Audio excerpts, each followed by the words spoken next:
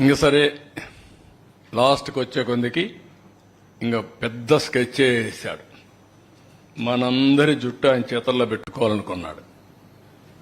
కడాన land titling act. ఇది చూస్తే ఈ యాక్ట్ చూస్తేనే భయంకరం.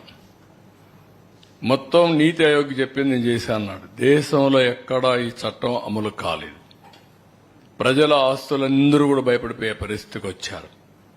ఇది చూసిన తర్వాత మీరు చూస్తే నో అపీల్స్, సివిల్ కోర్ట్సే లీవ్, నేరుగా హైకోర్టుకే వెళ్ళాలి. ఇంకొక పక్కన దీంట్లో మనం చూసినప్పుడు ప్రైవేటు వ్యక్తులను కూడా ల్యాండ్ టైటిలింగ్ ఆఫీసర్గా పెట్టుకోవచ్చు. అంటే ఆయన సాక్షిలో పనిచేసిన పెడతాడు. మన సాక్షిలో పనిచేసిన గవర్నమెంట్లో పెట్టాడు. అదే మరి వాళ్ళ గుమస్తాలందరినీ తీసుకుని పెట్టుకునేవాడు. అంటే ఎంత అహంభావం